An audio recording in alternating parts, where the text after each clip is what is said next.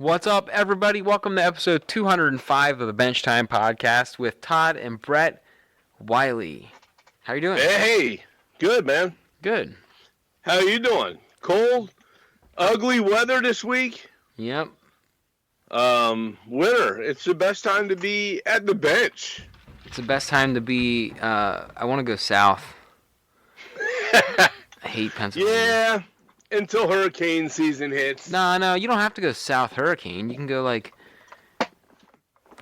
Arizona. Oh, that kind of southwest. Yeah. Yeah, that's not bad. They don't get tornadoes very, very much. I'm sure they do. No. Or hurricanes. I'm sure they have. But, I just want to, I don't know. I'm tired of Pennsylvania. I don't hear about hurricanes or tornadoes although in Arizona. But I was in Arizona in April driving to the Grand Canyon. And your mom and I saw one of those dust devil big one though. Yeah. Right out there. And a couple of them actually as we were driving. They're cool. But I don't know about tornadoes. There's about 5 tornadoes a year on average in Arizona. Oh, is that right? That's not that many. No, that's not many. That's like Pennsylvania. Yeah, and they're probably not real strong either. I don't know. That's all right. I'm moving to Arizona, man. Yeah, I think we could put up with that. It's less tornadoes than Pennsylvania. Although I wouldn't have a basement. Yeah, you wouldn't have a basement. No. We'd just build a pole building and build it there. It's all right. Anyways. So go ahead. What's new in your world working? Well, I've been painting this Bonn railroad station. It has a longer name. I just can't pronounce it, but it's a Bonn as a beginning. Everybody knows it as the Bonn. I don't even know any history on it because I really don't care. And I really don't care about the history. I'm not trying to be a jerk about that. It looks cool. I want it on the layout, and I don't give a shit what the history is, right? Do you? You know? I don't even know what it is. Like the name of it. It's Bonn, I don't know, something. Bon Iver. No, Bonn, Bonn, and then it's got some second name to it. It's a real long name. And I don't speak German, so I don't know. Isn't Bon Iver a band? It could be like Bonn, I don't know. Whatever. I don't know. I mean, I'm not, it's just, it's cool. It's a cool building. So, like I said, I've been painting it. We've been talking about this every episode for the last month. Well, that's because you've been painting it for the last month. Right, exactly. Because I had to hand paint each one of these window trims. I'm done with that. Okay, all I have to do now is all the windows are done. I touched up all the paint and everything else. At this point, all I need to do is paint the roof. The roof's black. I went and looked it up. I did that much research. I looked up actual photos of it, and I already primered it black. So now I just got to touch it where the overspray was from when I was airbrushing the brick and stuff, and make it black completely. And then, of course, I'll weather it up a little bit. So it can't just be black, right? It's got to have some weathering to it. Not like browns and anything else in it, like dirt, but weathering like faded, some faded streaks of black and stuff. Yeah. Faded lighter black. Like a softer black. And, I got to do that. I got to paint the chimneys on top and stuff, and that won't take long either. And then, of course, the foundation and the back platform, the loading platform for the passengers to get on, right? Then I have to construct the canopy because that was all busted, just shattered in pieces. So I have pieces of it that are salvageable, and I'm going to recreate the platform canopy or whatever they call that. That goes down, that hangs over top, or just shades the platform a little bit. And I'm going to recreate that. I have to recreate the posts that hold it up because they all snapped off when whoever had it, ganked it all up. And so that's it on that. I'm going to paint it the foundation. I have to look at photos and see if I can match the foundation and the concrete on the loading platform. There's some windows that were, when it was, not when I did it, but when they had it before, that yellowed from age, and some of them have some like little black paint marks on them. I don't know where that came from. That's the white window mullions around the outside, and I'm going to touch them up with some white paint, but that'll only take me probably 20 minutes or so to do that. The plastic on some of the white kind of yellowed over age or time. Outside of that, the fine details and stuff add to it, and like I said, the rest should be easy. So I've been busy with that. It's going to look cool. I sent you photos that look pretty cool earlier this week, and I'm real happy with it. So I got that going on. The Zero, I started Japanese Mitsubishi A6M5 Zero fighter from World War II. Is a cool looking paint scheme for a plane, and it's a cool looking plane. So I bought that, and it's a Tamiya, and 1/48 scale, which is nice. It's a good size Tamiya. It's not giant or monstrous, but it's not one of those little 1/72 scale. So it's got a little more size to it. So I'm really looking forward to that, and I started taking the parts and sanding them and getting them ready. Did that, and then of course the molds that we'll talk about a little bit here. I made molds. I made molds of a wall of a structure, and I'm making molds of it. And I'm going to mold.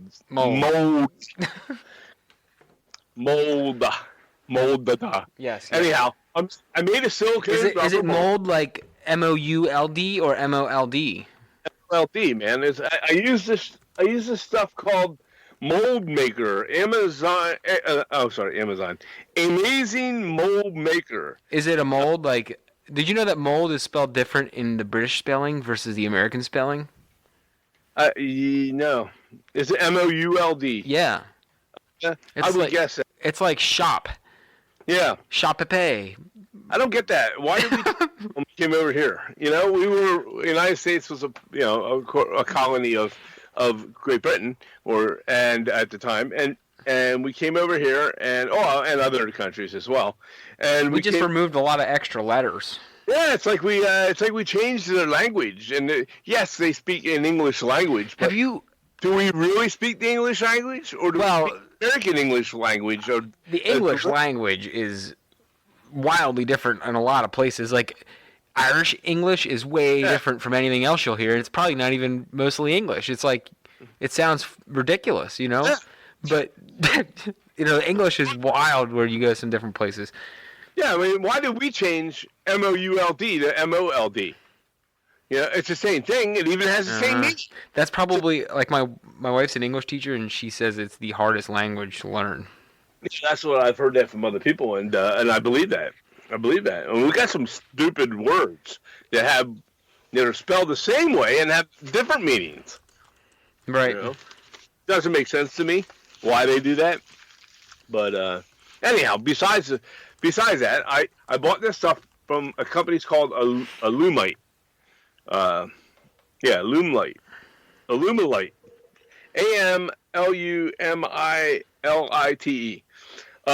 Amazing Mold Maker, and it is a kit, and it's not cheap. It's 16 ounces, 2 8-ounce bottles. Oh my! They sell it at Hobby Lobby for about $25. Okay, it's 2-part. It is silicone mold making rubber mold thing. Platinum-based silicone mold making rubber. Is it silicone or is it rubber? What is it? It's silicone rubber. What the hell's the difference? What is it? What is silicone rubber, man? Did you know that silicone has 2 different ways you can spell it as well? Shut up, man. Anyhow, so they had the. So I bought this stuff. I bought it at Michael's because they. I'm not kidding, though. Are you? You're not shitting me? Well, I don't know. It's silicon or silicone. Oh. Silicon is the correct word in relation to computer electronics and solar Come on, energy. Professor Brett, let's go.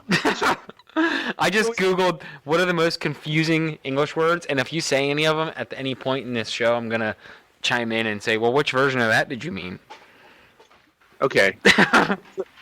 So anyhow, I bought this stuff, a 2-part thing. It's like $25 to $30. If you go to Michael's, it's $30. But if you have like a discount coupon, which is hard to get now. Yeah, they're harder to get now. But I also get the I belong to their whatever they call that rewards. Club. Rewards, yeah. And, so for every $500,000 you spend, you get a 50-cent coupon. Well, your mom and I each had a $5 voucher. Okay. The register with one, and I went up to register one, and we got them for $25 instead of $30. Have you ever signed up for the PetSmart one? No. Every time I go in there, I have a reward, and I don't know how, like. When did you use it?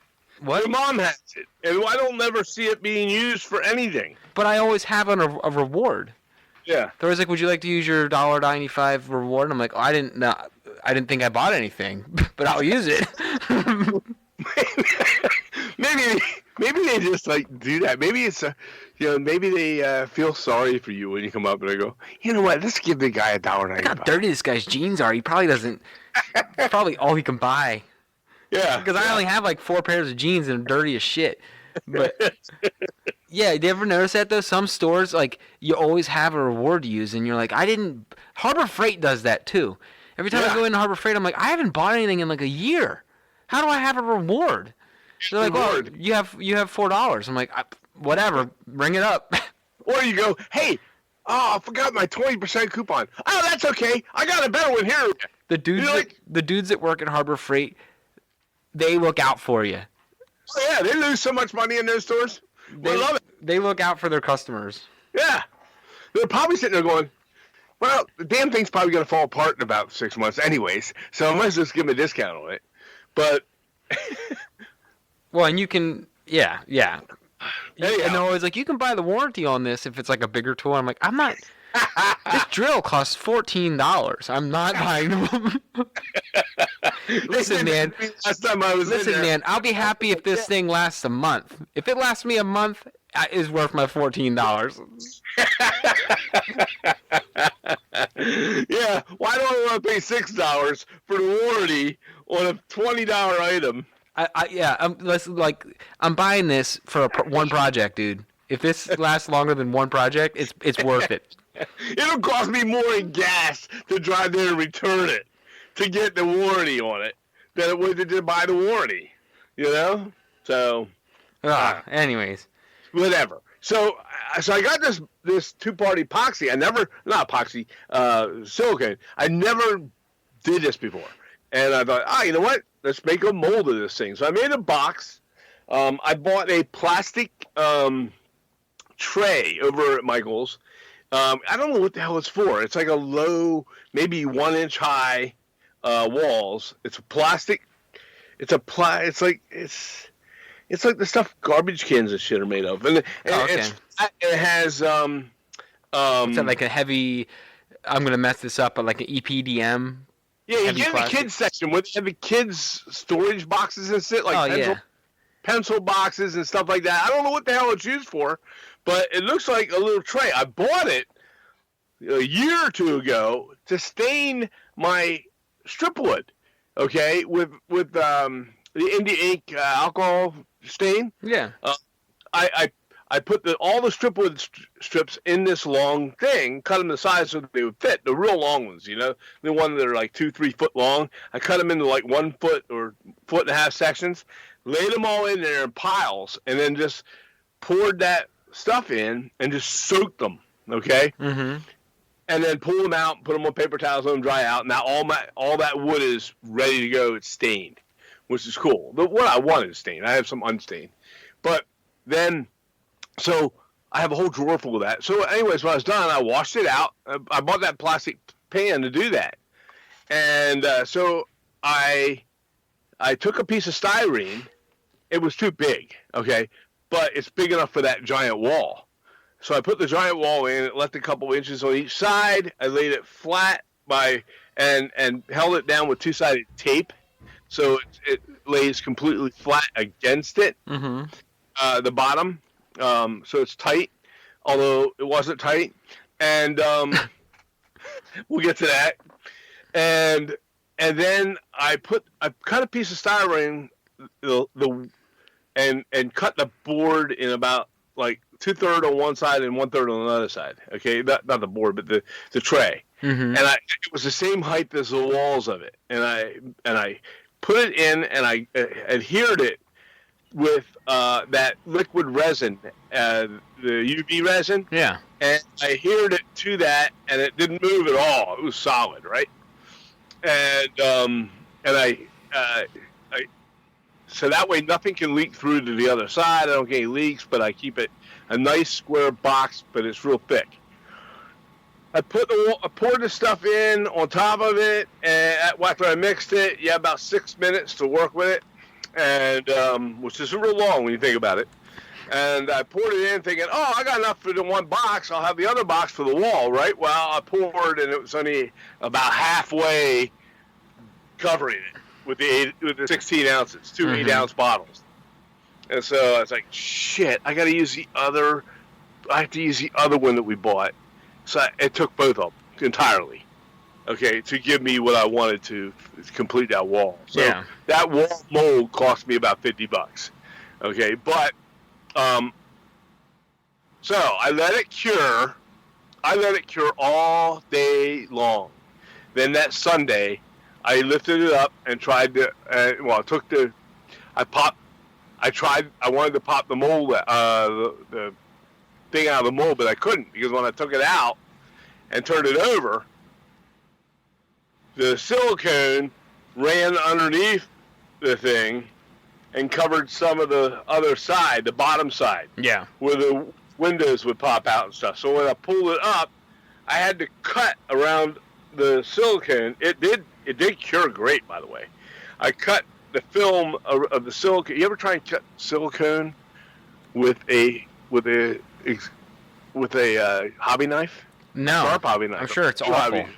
It is, because it moves.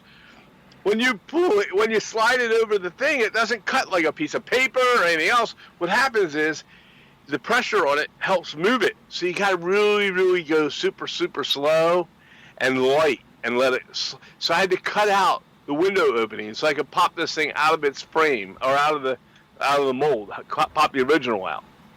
Anyways, once I got it all out, I looked at it and I'm like, this looks like smashed ass. Okay, I'm looking at the mold. The inside the mold was great. The brick features came out. All the trim work, and it's an ornate trim around each window, turned out awesome. And I'm looking down there like, that's so nice down below, but up top it looks like crap. So when I pour this, it's gonna look like crap, you know. So, but from where I had to cut the things out, and it doesn't. It looks awesome. So I poured the plaster in it, thinking this is gonna be a total disaster, but we'll pull one anyways. We'll see it. I pulled it all. I covered it over top of that. So I covered the whole mold over top, right? So when I popped it out, the windows, you won't ever be able to see through them, okay? Which is fine. Doesn't matter to me anyways. I'm just going to paint them black. The inside window is black, and then put a mullion in there like I'm supposed to. It's going to be fine. It doesn't matter if you can't see, you know, if the windows are just one solid wall with, you know, whatever. You know what I'm saying, right? Yeah. Kind of. So, so I poured the plaster. It came out nice and solid, and all the detail was there. I was impressed with the mold it made. It's great. So I've made 3 of them now. I'm going to make a couple more, because what's going to happen is I'm going to have to cut the bottom storefront off. I just want the walls with the windows and stuff so I can start stacking them all together. And what I'm going to do is I'm going to stack them and glue them stacked onto for support so they don't break or anything else, because, I mean, you know, it's plaster, right? So eventually you play around with it too much, they're going to start cracking and falling apart. Well, I don't want to do that. So I'm buying, I bought some of that foam board, that Elmer's foam board in the bigger sheets. It's not Elmer's, but whoever the hell it is. Hobby Lobby sells it real cheap. It's like 3 foot by 4 foot sections, whatever it is. And then you can cut the wall sizes you need, and then on the board, and then put them on the board and the way you want them, and stack them up, make sure the gaps are covered and closed, and glue them together, but glue them to the board. So you get one solid wall with backing on it. And, so it's going to be building flats in the background. And so that turned out good. So now I'm really confident that when I get some of them 30 or 40% coupons from Michael's, I'm going to go and buy some more, and I'm going to do the back wall to that building, which has like 4 windows, okay, in random places, which is not even a big, right? Right. And it's just one solid wall, so I don't have all the ornate trim, just the brickwork, which is great for me. And it'll be easy. It won't take as much of the silicone. Now I know how much it would need. I think I'll get by with just one because it's a thinner wall. And I'm gonna make that wall, and maybe I'll get 2. Depends on what the discount is, but. I'm really looking forward to that back wall. I think that is going to turn out well, as probably better. But the mold came out to look almost. You saw them; they look almost identical to the original. Yeah. I mean, identical. And I was really happy with that. Some of them, like I said, some of them I'm going to have to cut the bottom storefront off the first level. Some of them I'm going to have to. You're going to have to do some. Yeah, work. some of the ones are going to have to cut on the top as well, right? So, and that's fine. But I'm only paying for the plaster. I barely use any of the plaster in that bag. That bag cost me $7.99. It's a heavy bag of plaster. They have it at Hobby Lobby, and good stuff. It's solid. It's pretty. It cures pretty damn hard. So I'm excited about that. That was my week this week. That was a lot of shit there, right? Yeah, you were busy. I was busy, and we'll get to that. But go ahead. What have you been doing? I know what you've been doing. You've been busy too. Well, I've been busy kinda because I did not really work down here the last 2 nights or 3 nights. I've been kind of slacking. One, we had, I don't even know, Monday. Last night I worked down here. So last night I worked down here was Monday night, and then Tuesday, Wednesday, Thursday I did not. We had snow days. We had kids home, we had a billion things happening, and I just was like, by the end of the evening, 9 o'clock rolled around, I'm like, I'm not doing it. I'm not going down there, because I just wanted to go to sleep. Anyways, but I will be working this weekend, because it's supposed to be shitty outside, so, from now till next Sunday, it's just awful winter weather, so I'll probably be getting a bunch done. But I did while you were down here with me on Saturday? Yeah, Saturday? That was last week. The week before. Oh, shit. Yeah, that was. That week flew. Holy cow. Yeah. Well, anyways, since we recorded last, without a guest, with just my dad and I did all the foam work on the, we'll call it the north side of the layout, because it is on the north side, where it, I built up a hill with the foam. Yep. And matched it up to the gigantic diorama that you made. The waterfall? Of the Rush Rock Falls diorama. Mm-hmm. I did not get it glued down, but I did go buy liquid nails, so I'm halfway there. I bought the liquid nails. I just didn't squeeze it onto the layout yet. But I did do that. I built the hill. When you buy liquid nails, do you buy the tube... It's the round tube that you put in a caulking gun. It depends on how much I want. It depends on how much I'm doing. Oh, okay. So this one, I bought the caulk tubes because I'm gonna be using quite a bit of it. Right. I get that. But when I only need it for, my kids are dancing upstairs. When I only need it for in the future, if we're only building up little sections, I just buy the small project tube with the cap that you can reclose. But I know that I'm going to use probably a tube and a half or more for all the amount of foam I'm going to be putting down this weekend. Yeah. So when I'm going to be using that much and I'm going to be doing it all in one shot, I just buy the caulk tubes and just go to town. But when it's, like I said, when it's smaller and I'm just going to, like when I was building up that corner on the north side before I did the big hill, I put that corner that goes up where the track goes in between. Yeah. And I just put some rock face on the side and I shaved it down and, kind of carved it. That little corner, I'll just use a hobby, the project tube, because I don't need that much. Yeah. And the caulk gun is great when you're doing a large amount, but when you just need a little bit of time, it's great to just reseal the bottle and be done. Yeah, sure. I mean, but either way, I got the hill built up. I just got to caulk it down, and then once it's dry, I'm gonna start shaving that hill down. But I'm gonna cut it so that way we have roads coming down the side of the hill like a switchback down the hill. Yeah. So the road's gonna come out and switch back 2 or 3 times down to the lower level from the top. Right. I just think that would look cool if you had like a dirt road or like maybe not even a dirt road, but a narrow gravel road. Yeah. Like a line, like they have up on Ridge Road here above my house, like right. A crushed limestone like road. Yeah. Something like that, like a little single track road going up to the top. We have a bunch of those little shack buildings, like the little sheds and stuff, that it would be awesome to, on the switchbacks and then along the hill on the way up, put those little small on the side. shed buildings along the hill going up. Yeah. That would be cool. Like the one I have is the old, I think it's that might be I forget who made that one. It was one of the old first ones I did. It was a Clyde's Coal I made. Yeah. And it wasn't originally called Clyde's Coal, so don't look up that kit name because it's not named that. But I made a custom sign, and I called it Clyde's Coal, and it's 2 little shed buildings. And the one is like a coal shed, and it came with a little baggie of crushed coal. But that'd be cool on like the hillside with some trees around it. You build it up so you have a shed on either side of the road, and then it gets like a little coal filling station for trucks. I love that idea, man. So I want to put on like some little, kind of like when you go down like West Virginia, Western Virginia, Western North Carolina, Northeastern Tennessee. You have like those backwoodsy like lumber and coal town buildings along the narrow roads. Right. Right. Or like when we were driving out to Kentucky. Mm-hmm. Just backwoodsy little buildings along the road. So that's kind of my plan for the north part of the layout on that hill.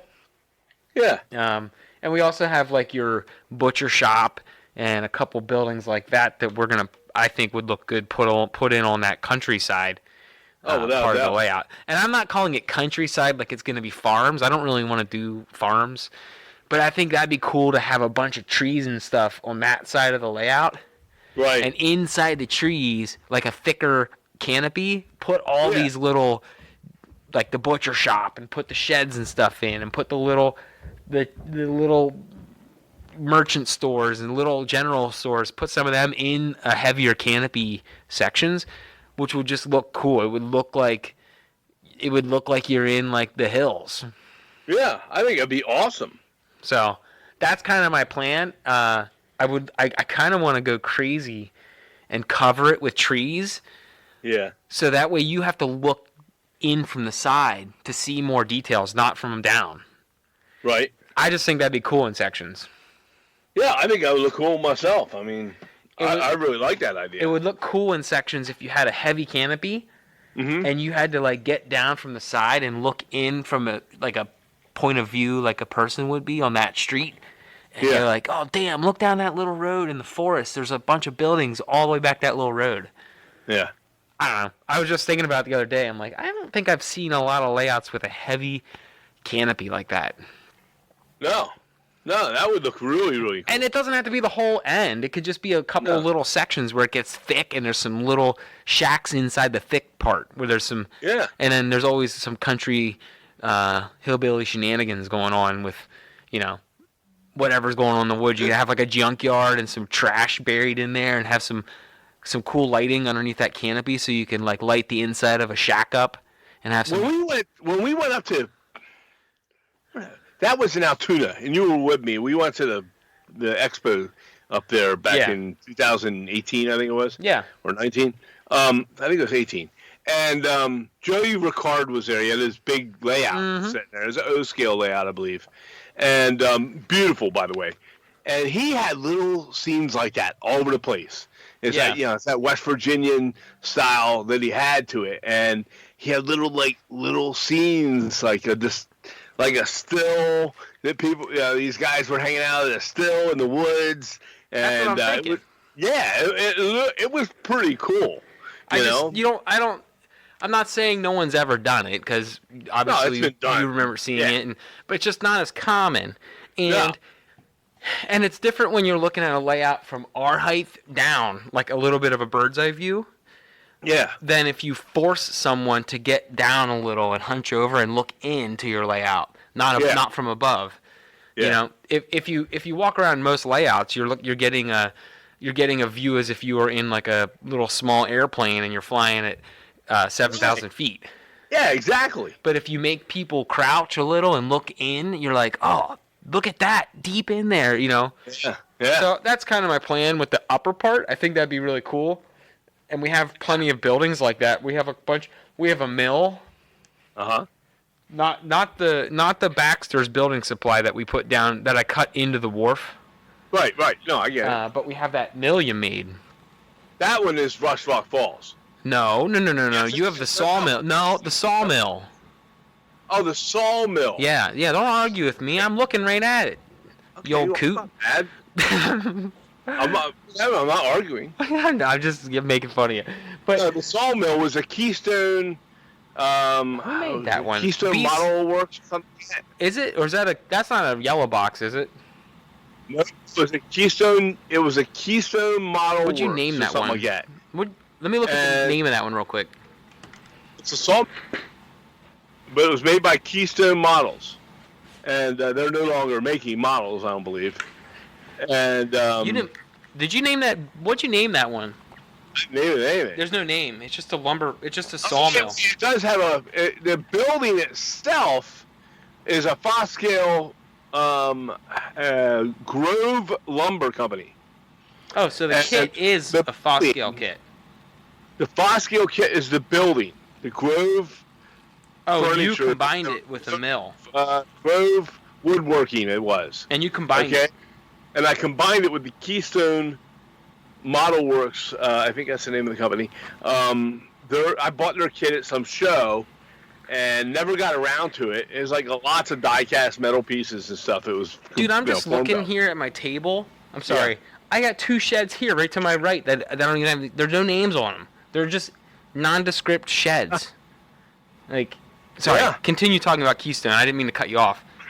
No, I just combined the two, and that's I went to one little small diorama thing, and the sawmill had lots of detail pieces to it, and so I made that, and I had fun with that. It was a fun little kit, but it needs some touch up because some of the stuff is yellowing. Yeah, that one's not the worst. Actually, you know what? I'm shocked at. I got Sasson Vinegar Works out, and I was terrified to unwrap that thing from the bubble wrap. Yeah, they're great. The building, and there's a little shed which is like an inch square. It's not very big at all. Yeah. And the piece, the bridge that goes over, that stuff all stayed together perfectly. Now some of the bridge section had some poles with cement footers that busted a little, but it's just lumber. It's like scale lumber. I can just recut, and make a new one. And we have a lot of the detail parts. The only thing that works. Well, they're all there. Everything's together. Yeah. The only thing that got a little busted up was like where the vinegar stills are, where all the barrels are. That overhead roof, it's like a big pavilion. That got a little janky because it got a little busted up because the legs of the building, there were a lot of them, and they all busted off. But it's like I said, it's all just scale lumber. I could just cut new legs and glue them down. But for the most part, all the roof pieces stayed on, all of that. So I unwrapped it from the bubble wrap, and I held my breath the whole time.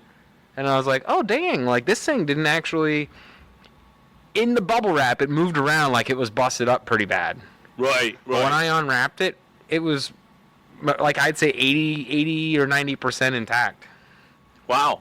Now, the Baxter's building supply, we were going to put it on top of the other part of the layout, and then instead you cut into the 1-inch foam base that we had. Yeah. And you were able to lower that down in and made it fit, and it's going to look cool down there. I put it near the wharf, but it's in from the wharf. So it's across the street from the waterfront buildings, and it already was down near the other water section we had on the old layout. Before, right. On the lower one. And so you knew it was going to look normal. Yeah, you know? It didn't look out of place at the other one. Now, I did already cut the foam, and I sanded it down so it matches flush. Yeah. And I put some I didn't glue it in yet because I'm trying to make sure everything's setting well, and then I'll liquid nails it down. Right. And then fill gaps or whatever we have for. But we'll smooth that out. It's pretty filled in. No, it don't need smooth out because I have it sanded all to match. Oh wow, nice. The only thing I need to do is liquid nails it down and get some drywall mud or whatever you call it, and just spackling and just smooth, and then make the transitions. And we'll run that rail into the side of the hill. It's just going to run into a tunnel. We already talked about that. We're just going to buy a tunnel portal and run the track right into the tunnel portal and kind of turn it a little. Yeah. So that way it looks like it goes into something, and it'll just dead end inside the hill. I'm good with that. It's not going to connect to anything, which I didn't expect it to. No, well, and the other thing we could try to do, because we're going to have a lot of upright, I want to try, we didn't have the luxury of doing this on the other layout, although we didn't really do a lot on the other layout. We've done more on this layout already than we have. I know, really? But, it's okay. We have better access down here, too, now. Mm-hmm. And it's just easier to work in here now. But the other thing I want to experiment with, which we didn't really get to before, is I want to buy some mirrors and do the thing that George Celios did on his tunnels for the roads, where he put mirrors at odd angles. So, if you stand in the right angle, you'll see yourself. And I actually took a funny picture of myself with my face in one of the mirrors. But you have to, but for like 90% of the ways you would stand, you can't tell there's a mirror there. It just looks like the tunnel goes through. So I want to experiment with that a little bit too, and do some dead end roads that go into those tunnels. Yeah, I think that'll be cool. I think that'll be really cool. Like I said, you could probably buy. Yeah, I got that. I got that little hill with the rocks. You started putting the buildings around the shoot. Yeah, forgot about that. You were cutting the buildings or putting the buildings in to fit. I got the whole along the harbor top painted concrete, like a sandy concrete color. I didn't do that. I haven't seen that. I used cocoon. Oh, okay, yeah. And I got the whole top painted. Good. And then I cut relief cuts in for like where they'd pour the concrete relief cuts. Yeah. That's all cut. I didn't weather anything, so you can't. It's not weathered, so you can't see the relief cuts very well. Yeah. Because holy cow! I don't know what they're doing up there, jumping and dancing. But now you also you put the buildings around it too, though. So and some of them had their own pilings because they're harbor buildings. I didn't repair any of those yet, and they sat up a little higher. Oh, you haven't started cutting and fitting this? I didn't repair any yet. Oh, okay. That's going to be. I did not have the attention span for that the other night to go start cutting and fixing them, because some of them I have to rip all the pilings off and cut new height pilings. I know. Yeah, so I get that's gonna take me some time. Yeah. It's gonna look badass. Yeah, I mean, when it's ready, I'm gonna get it going here. I cannot put the final layer of water down though until I get all those pilings cut. Yeah, right. So that's the only bummer, because I want to do the water like a wave, make a wave texture, and I can't do any of that because I don't have pilings finished. Yeah. So that's not the end of the world. Yeah, you did a lot of shit in 1 week. Well, a week and a half. Yeah. That's pretty much all I've gotten done. Oh, and you also, on my end, on the south end. I forgot. I also added more water. Man. God damn it. Woo! They are coming through the roof, man. They are coming through the ceiling. Anyhow. Well, if it happens again, I'm going to have to go up and ask politely to stop slamming your feet on the ground. But anyways, all right.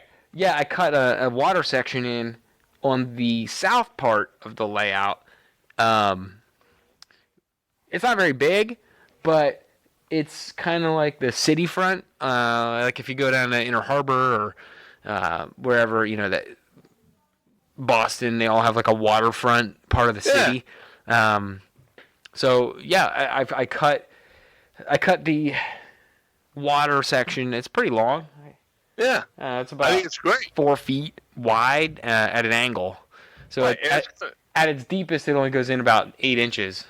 So the concept is that walkway area that we go through on that between the middle and the south end, to that point, technically, when you're standing there, you'd be standing what would be perceived to be the actual more of the harbor. Yes. Yeah. So that was all part of the harbor, which is kind of cool. I love that idea. Yeah. So you were busy as hell, man. Yep. And, you're talking about the harbor part in the center, where the long part that comes out. Yeah. In the center. You're saying that would be like built up. Well, like if you walk in between the south side and the middle side, okay, the middle section, between the two harbor sides, okay, where you're standing, if you stood next to them, if you're standing there, that would be the invisible part of the harbor. Yeah. I was thinking more along the lines of that would be a built-up, like, the middle part that comes out almost like a peninsula on the middle. Right. In the middle section, if you're looking at it, on the left, there's that skinny rock peninsula-looking thing. Right. I was thinking that would only be a small peninsula that shoots out, and the rest is all water, imaginary. Exactly. Okay. Exactly. But, yeah. Well, I don't think the people on the show can hear it as much because it's a different microphone. But so it was busy. And then also, I forgot to mention, and this is probably pretty cool that we could talk about this a little bit because it's the first time I've been in a while. But I went to the Great American Train Show in Timonium on Saturday. Last week, was it Saturday? Yeah, Saturday. I took your mom down. It's 11 o'clock in the morning on Saturday. And we really didn't have any plans all day. We were going to stay home and just relax, and I would work at the workbench. And I was sitting here, and I looked at my Facebook thing, and somebody was showing their setup. They were setting up their tables and all to sell their stuff. One of the manufacturers, and I was like, "Wow, we can." Why don't we get down? So I went into your mom, and she was in her sewing room, and I said, "Hey, let's go to the train show down to Timonium." And I was shocked. Yeah. And she said, "Yeah, okay, let's go." And I was like, "Really?" I'm thinking to myself, "Really?" So we took the drive down. It's an hour and 15 minutes, Yeah. And to get down from my house here in Harrisburg area. And we drove south and on 83 and went down to the show. We were there about 1 o'clock. We got there around 1 because I had to stop and to get gas and fill up and whatever. And so till we got ready and got the gas and went down. Well, anyways, we got to the show, and it was packed, man. Even for the February show, it was pretty packed. Lots and lots of tables. It filled the place. They use 3 sections. It's in Timonium, Maryland, at the fairgrounds. They call it the building the Cow Palace.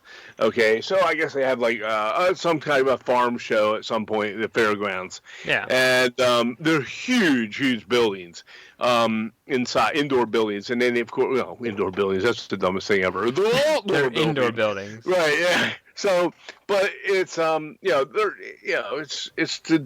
it's basically giant convention hall. It has 3 big sections to it, and they all interconnect. So the one section on the left, on the right, as you enter, on the far right, it's a big section, and they have the layouts in there. People, club layouts and that type of thing from different organizations and clubs, and they're beautiful. Some of them are beautiful, and some of them are not what we would consider in fine scale modeling to be what we consider highly detailed or anything. But they're more the O scale Lionel type thing, and there's nothing wrong with that. Yeah. Those guys take that shit serious, man, and they're good at it. Their trains run great. They're having a ball. They're having a lot of fun, and that's what this is all about, right?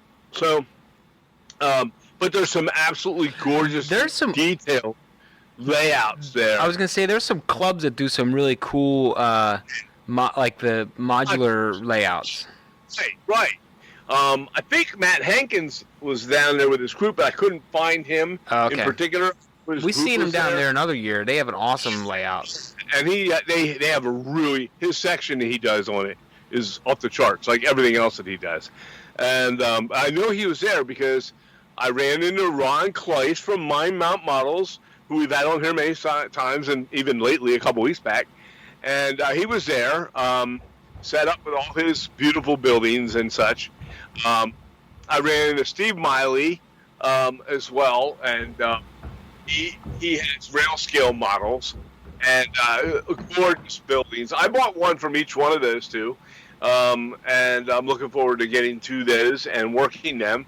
And they, it was a lot of fun. I found some kits that were Walther's kits, big ones on sale at some kind of it looked like somebody's trying to sell off a lot of kits that somebody might have had. Yeah, like a collection. Like a collection, yeah, like they were selling it for somebody because he was only taking cash. Gotcha. And it was fine. And I bought them. They were cheap, big buildings. One's called the Hardwood Furniture Company by Walther's. It's a big, giant factory type building. Okay, and I'm going to make a flat out of it, and it's going to be super tall. And then another one called the Red Wing Milling Company by Cornerstone, and that one also is going to be pretty tall as well. And then I got from Rail Scale Models, I got their Fisherman's Co-op and Cannery, and it was a former, what was the name of that company? RDA? What did he buy out? That company that made the plastic kits. I think it was RDA. RDA, and that's who it was originally. And he's touched it up. I opened it up and checked it out. It's pretty cool. And I'm looking forward to making a building out of that, a flat out of that as well. And that's a pretty long building. And so I had a good time getting, as like I said, I got from my Mount Models. I got his lighthouse, and it's a really cool thing, the Echo Point Lighthouse, and. So got that, and there's a guy there that sells all kinds of tools. There's a million vendors there, by the way. If you haven't gone to the Great American Train Show in Timonium, it's a great show. Okay, yes, it's big, it's real big. It's not like your local club show or anything like that in the firehouse or the church basement. Okay. This is a big place. Yeah. And there's 3 sections that are just monstrous. Every scale, every type of stuff you can think of, tools, equipment, all the trains that you could ever think of in every scale, every type of car. If you can't find it there, then it doesn't exist. And and then of course the structure stuff. Now there weren't as many. This time at the Craftsman Courtyard, they have a section there they call the Craftsman Courtyard. They had, because all of those guys were the week before were at Amherst. Right. They were up there doing the big Amherst show, and which is just insane. And then this was also very big. It's not that big, but there were a good handful of the Conowingo models I think was there, and there were several there that represented. Oh, and I ran in to Bill Sartori and his wife Lisa, nice. And talked to them for a little bit as well. And they had a great display of all of the fine scale miniature castings that he has produced, and railroad kits and railroad kits, all the railroad kits. Gorgeous. He has another great display. His display and Ron's display, all 3 of them actually, have grown from a table or two to a full giant section, like a U-shaped section. Well, and like we were talking last week with Frank Saladino, he just has one. He just doesn't need that giant spread out because he's got the N scale stuff. So I spent time talking to each of them and had a good time and seeing how they were, and everybody's doing good, and it was so good to see them. I talked to Steve and a little bit too, and it looks like you and I discussed this earlier. They had the big show in October with the big Craftsman Courtyard, and we have already decided. I'll announce it now. We're going to go back to a show, set up our tables, and we're going to do live. We're going to do our actual recording from there. Whether it be live or not, we will do some smaller live feed things. Yeah. And we're going to do. We'll build like we did before. Yeah, I had more fun doing that, just building. Right, we're going to do some building, but we're also going to do. We had a huge crowd last time. I was just thinking, you ever remember when you go to the Smithsonian and there's that dude, there's that like those guys or late people, and they're like behind the glass. Yeah. And they're excavating fossils. Yeah, it's the fossils. That'd be fun. I picture us doing that, or like we put like a whole bunch of plexiglass up around us. we walk in with like the surgical suits and the goggles, but we're just building Craftsman kits. Yeah, we'll have to figure something out, but I don't know if we'll do that. But we have to leave it empty without any. If we're gonna copy what the Smithsonian did, we have to leave it empty for like hours. Because half the time when you walk by that exhibit, there's just no one there. It's just a rock. We'll stand on the glass that says we'll be back in 10 minutes or whatever it says. They do, And they never come back. The clock, they can move the hands of the clock. Yeah. But yeah, we're going to do it. Cool. We'll set up and do that. We'll get some tables, and what we'll do is we'll set up our recording equipment and such. We will have a chair there, and we're going to invite different people at the show to come and sit down and talk with us, and then we'll make one monster recording, and I think that'll be a lot of fun. And we may walk around with our camera and do some live feed stuff right to Facebook. I've done that before, by the way, at one of the expos, and I'll do it again. And now we've got better equipment I can do that with instead of just my phone. I'll figure something out. But yeah, so hang on. Yeah. So definitely we're going to go do the show. It was a lot of fun. Like while Brett goes and handles that situation, we set the tables there and we did a building. He built one building, one structure building. I built another structure. We had brought our paints and things like that. And while we were building, we had lots of people would crowd out in front and were asking questions and watching us and talking to us. And a lot of our listeners showed up. It was nice. We got to meet and greet a lot of them. I had a great time. We have it. And then 5 months later, not even that long, because that was in October. Yeah, it was about 4 months later. Then COVID hit. And when COVID hit, obviously the shows stopped. All the shows were stopped for a while. And we had not gotten back to the shows. Are you still talking? Yeah, I was telling them about when we set the tables up and we had the crowd out front. I said that was right 4 months before COVID. Yeah. And then after that, we had not been back to do that, We kind of took a hiatus. We took a hiatus ourselves. We stayed on through all the COVID crap. Mm-hmm. And then when that was up, then we took a little bit of a break. And then we took a good long break. Well, and I didn't even get a break from work during that time. I remember when we had to take that. We never really talked about that. Well, yeah. Well, when I took that break, I had to because I was working like 70, 80-hour weeks those weeks for work. Yeah. And I was like, I don't have time. Like, I don't have time. I need to sleep. Remember, I got put on a different shift because at the time I was working as a contractor with the military, and of course I had to be on call all the time. So as such, right, we couldn't we had to go to work. We had to do our jobs and to support. So it was, I mean, it's definitely, it was a weird time. But yeah. Then we also started to burn out a little bit because we were doing the show during COVID, and along with all the work. So then we decided we were going to take a long break, and we haven't really gone back to the shows. And I think we're going to start to do that again. We're not going to every show, okay, but we're going to do a couple here and there through the year. I think it's a lot of fun. You know, we get to go to the hotel and hang out with all the other vendors and all the people in the modeling. We went last time. How many of those people were just modelers that came and they just hung out with us and at the bar, at the restaurant, at the hotel, and great time, you know. And we even went out to dinner the one night with that whole mess of people. It was awesome. Crab cakes, it was so good. And but yeah, we're gonna do it again, you know. But the crowd was neat because a lot of our listeners came, either knew we were going to be there and came, or they just saw us there and said, there's those Wileys, right? So, because we had a big banner out front.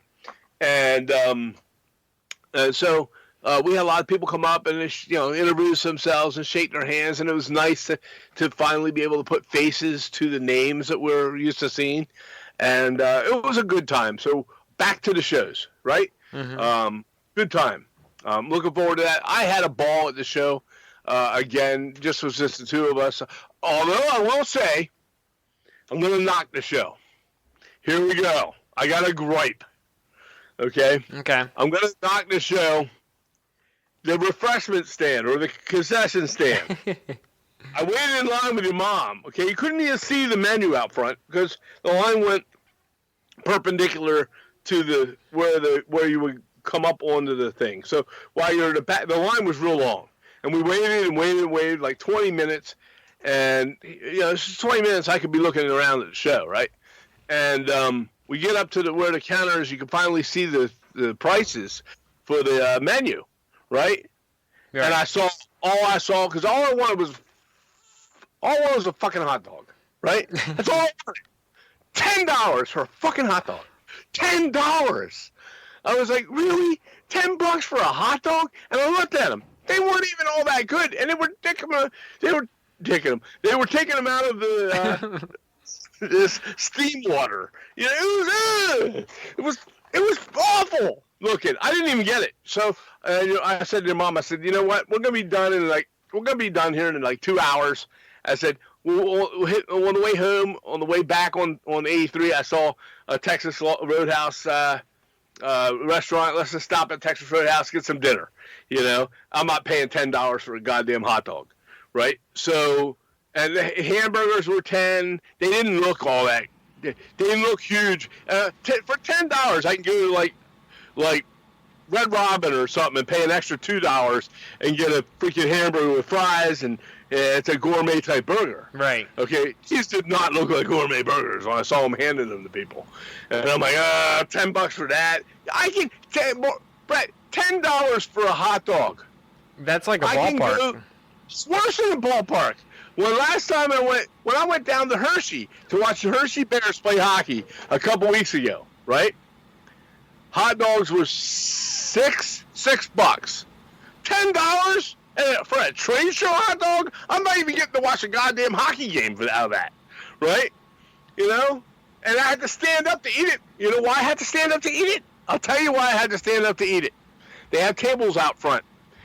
All the lazy bastards that are tired from the show and sit there in chairs around the tables. They don't have a damn bite of food in front of them at all, and they're sitting there, and they're older guys like me, or older, and they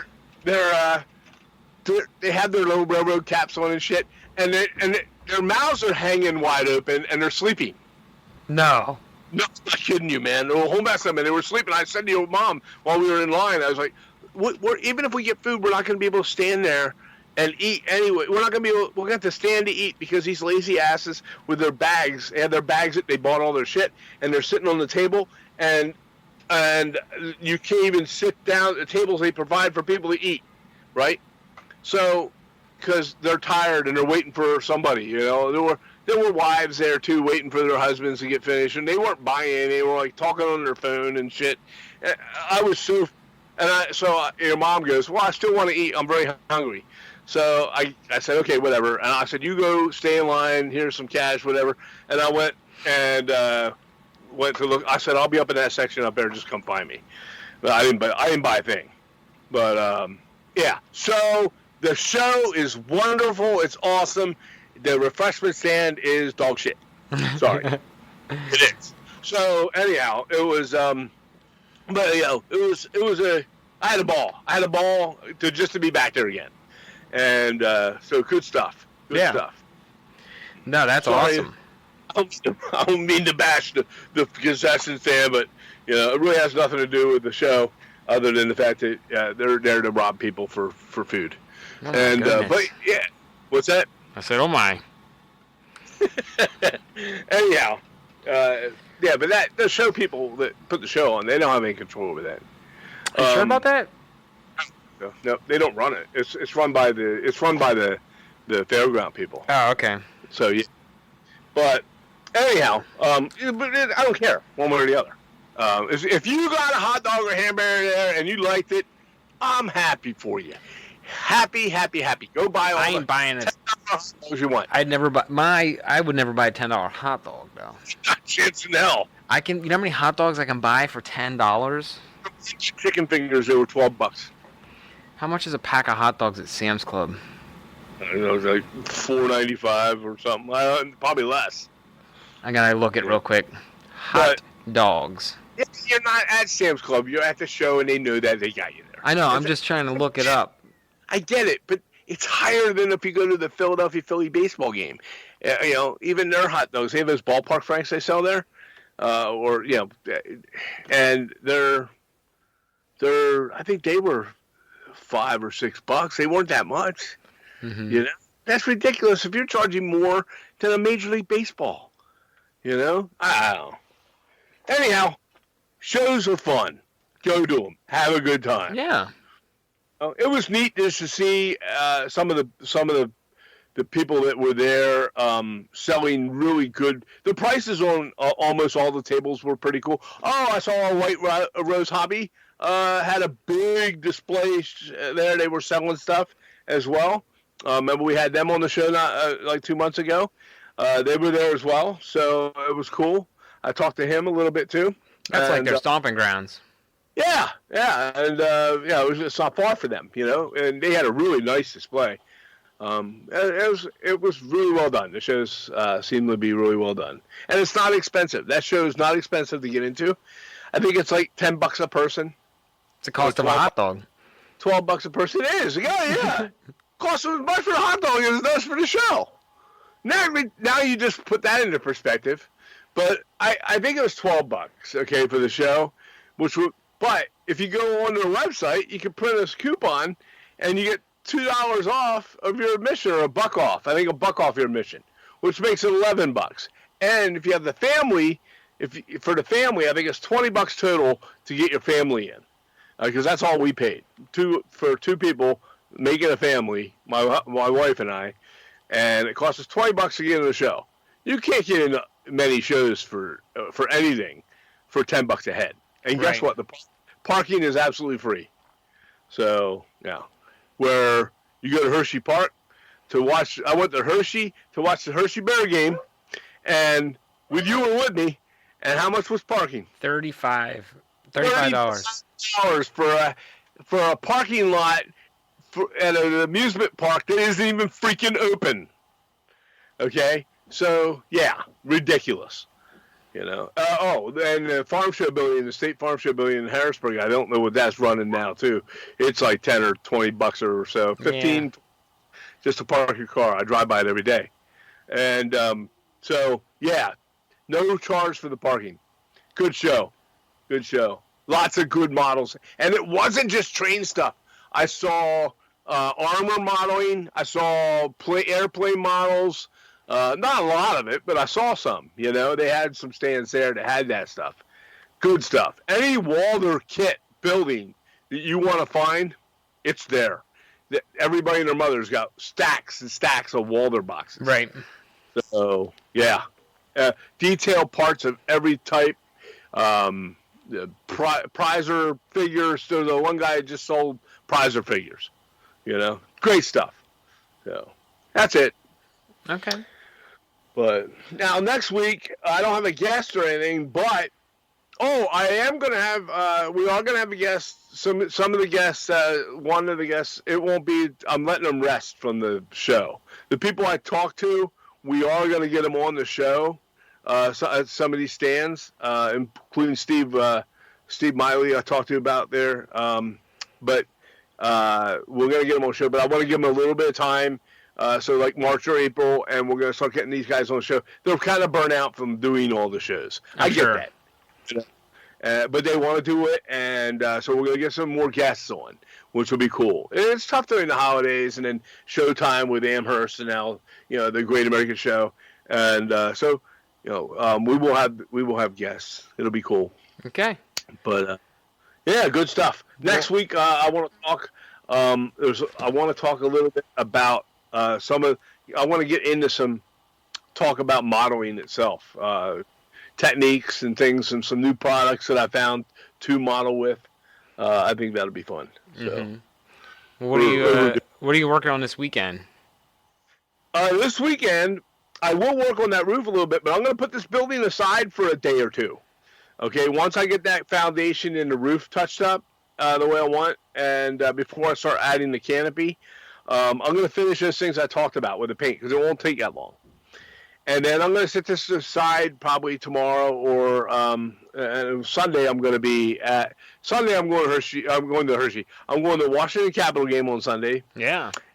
And then the Super Bowl on Sunday night. And while the Super Bowl's on, I'll probably sit here at the workbench and watch it because I really don't care. About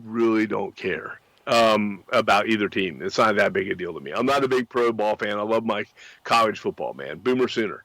But so I'll have it on, but I plan to do some work when I get back from the hockey game. Okay. To do that, but I'm going to put this aside, and I'm going to start working on some of the figures that I have here. And that Japanese Zero Fighter, but I have some figures that I want to do for that World War II diorama. So I'm going to do that. I need a break. Gotcha. What are you going to do? I am going to work. Well, first of all, I'm going to open the kit that we got so graciously gifted to us from Frank. Oh, yeah? Yeah. Oh, it came in today. So sweet. Thanks to Frank from Mud Creek Models. Frank the Tank. Remember Frank the Tank and that, what was that? That old, oh, man, Old School. Movie Old School. That was one of my favorite movies, dude. That movie was amazing. I didn't used to like Will Ferrell, and I've started to have a different appreciation for him as an actor. So some of it's redundantly the same, but it's still it can't be replicated by somebody else.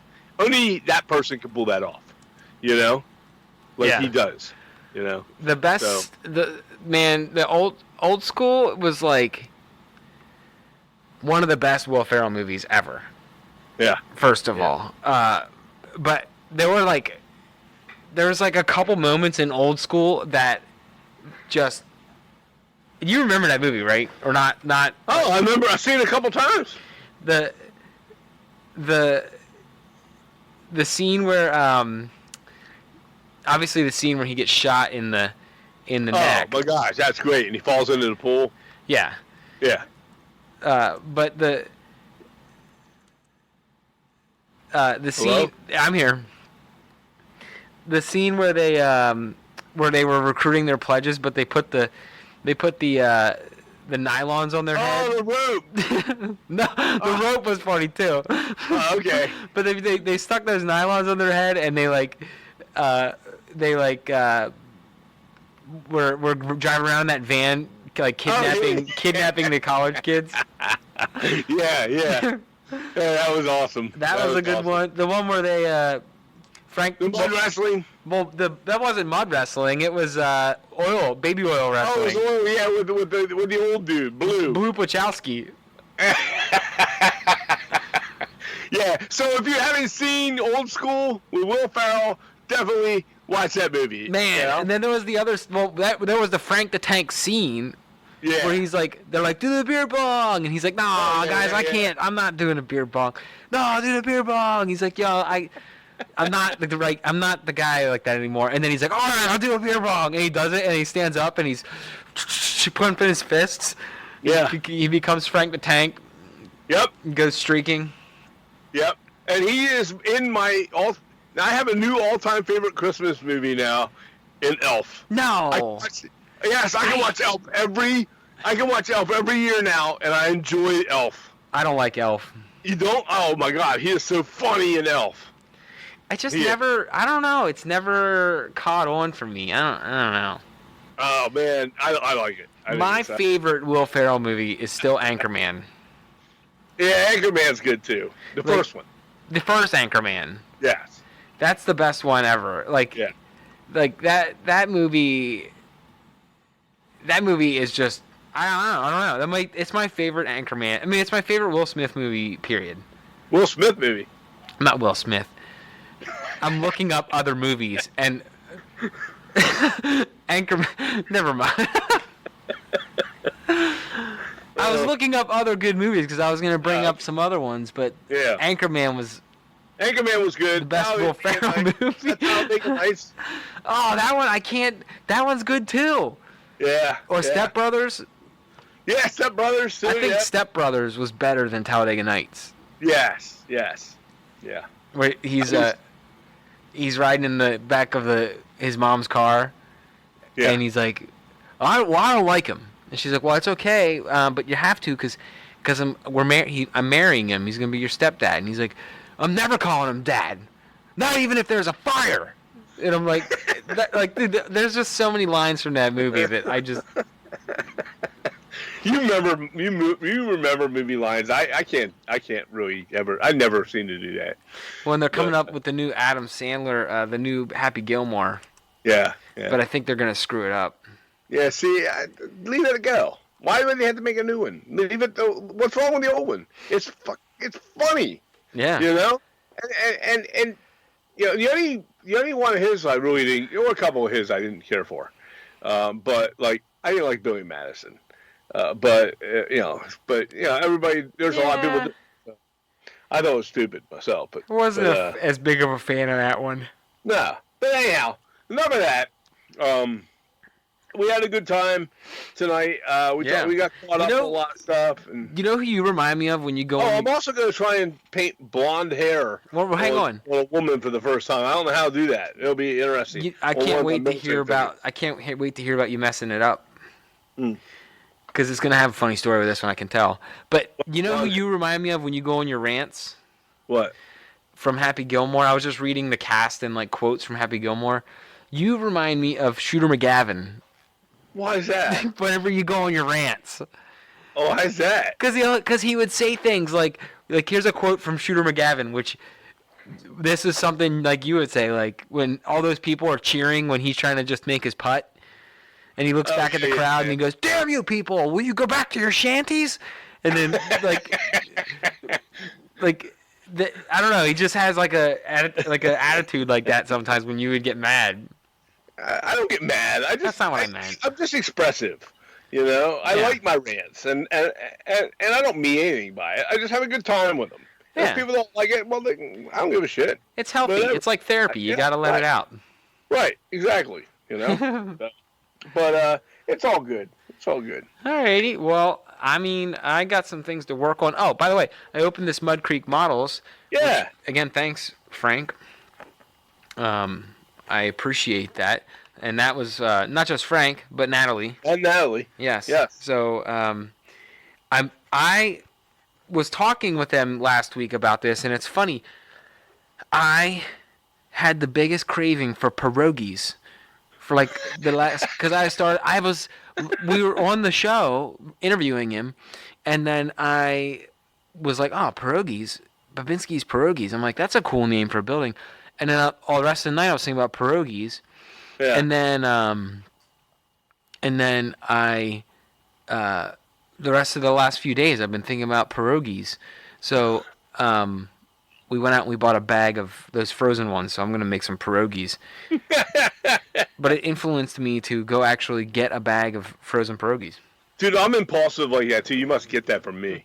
Because I couldn't stop thinking Yeah. about them. Like once I Yeah. started thinking about them, I'm like, I haven't had pierogies in a long time. I was like, I gotta go get some. I gotta get some. Yeah. No, the other week I was eating. I was at work, and one of the girls in the office, in the next office over, I overheard her talking about getting donuts or something, and then so for the rest of the day I had the craving for donuts. It was last Friday, so then I was with your mom that Friday night at the grocery store, after work. Are you thinking about the And donuts? we went to the shop, and I was like, I could get some goddamn donuts. I need some donuts, you know? And because I was thinking about them all day long. Is that strange how that gets in your head? Mm-hmm. You know? So. Are you like this with snacks though? This is my problem with snacks. Is like if I buy whatever it is, if I buy a bag of salt and vinegar chips, or I buy whatever, if it's a little bit larger than a single serving snack size, Yeah. I have no control. I'm going to finish the whole bag. Yes. I can't, like, Yes. if there, it's so bad, but like if there's like if there's like a big jug of peanuts, Yeah. I'm going to eat the whole jar. I'm going to eat the whole jar of peanuts. I'm going to sit there all afternoon and eat the peanuts. See, I couldn't do that. I got one of those big jugs of peanuts. Oh, well, no, it depends on the size, man. Over, I think I was at BJ's. No, it wholesale. depends on the size. You can get the ones that are like the size of the Parmesan cheese containers. Yeah. I'll eat that whole You thing. eat all those peanuts in a big giant jug like that? You won't shit for a week. For a month. Yeah. But hey, that's lots of protein. It's probably an overkill of protein, but you know. So. Well, I mean, for me though, it's any kind of snack that's like a chip or something like that. I cannot. It's got to be. It's got to be finishing the bag. Well, my weakness, and I gotta watch it because I gotta watch my sugar levels. And there's my weakness, is your mom will go to the store and she knows I like them, and God bless her, right? But she buys those single-serving mother box. They're not single-serving, really. It's a box of Good and Plenty's. Uh-huh. The little Good and Plenty candies, the pink and white Good and Plenty candies with the black licorice inside. Oh. You know what's torture? Or my new thing is the hot tamale. Ones that are, oh my God, they're like the Mike and Ike's, but they're like cinnamon flavored hot. And I went to Walmart to get my prescription, and while I was in there at their pharmacy, after I got it, I went over and bought. I just wanted to get a box of those hot tamales, like they have at the grocery store. They had them but then right next to it, they have the bag that Ziplocs. Full of them. It's a big bag of them. Yeah. And so for like $5. So I bought that. And then you sit there and I'll be watching like a hockey game and I'm shoving these things in my mouth, chomping and chewing like a cow. You know what's torture though? And then I look down, I'm like, oh my God, I ate way too many of these and my sugar level's gonna be up and yeah. What's torture? I gotta be careful now for next month. What's torture though is the snack. We go to Sam's Club a lot. Yeah. For me, it's the snack packs, like the snack size Pringles, and you get 8 Pringles, and I'm like, I can't eat 8 Pringles. Yeah, who can do that? I'm gonna rip 4 of these tubs open, and I'm eating half a box of Pringles. Because it's for like in your lunchbox, like for the kids, right? But then if I'm in the mood and I'm like, I could really eat some Pringles, which is very rare because Pringles they're disgusting. But anyways, that's a whole different thing. I'll get some now, dude. I hate Pringles. You know what Pringles are? Pringles are when even potato chips. I don't know No, I know what it is. I'm going to explain that. Okay. It's when you chew up regular potato chips and you spit them. You don't swallow them. You spit them back out and you flatten them on your plate and let them dry. That's a Pringle. You gotta. And they shape them with like one of those old metal shoehorns. Yeah. They shape them with a shoehorn. Like a cookie cutter. Yep. Yes, they got a bunch of people. They chew them up and they spit them out, and then they smash them with a shoehorn, and then wait for them to air dry, and they put them back in a tube. That's a Pringle. Because when you take the first bite of a Pringle, it turns to dust. It's dust. It's potato dust. You know what it is? I know what it is. It's like 60 at the Pringle factory. They have like 100 retirees that they pay part-time with no teeth around the table. So with no teeth, they gum the shit out of the things and spit them out. Yeah, they make them put. It's like when you go to a comedy club and they make you put your dentures in a. I mean, I'm sorry, your phone in a thing where you can't use your phone. They make them lock their dentures up, and they mash up the Pringles. That's funny. No, but anyways, the other thing. This is the other thing I think that actually Pringles are made of. You know the Idahoan dried potatoes in a bag? Yes. That's what they're made of. It's just. Oh yeah, it's just, probably what it is. It's Idahoan potatoes. They can't sell all those dried potatoes, so they buy them up and they mash them into. Wouldn't it just be easier to just make potato chips? Slice the potato down and. But then they wouldn't be shaped perfectly for every. I guess you're right. They have that shape, and if you touch them, they break. They do.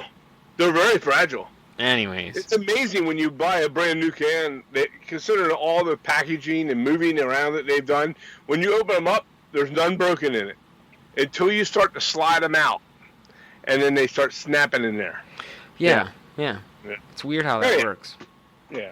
Anyways, all right. Well, this was a fun episode. But next week we'll get into some modeling and how some tips and tricks and stuff like that. It's time to do that again. Okay.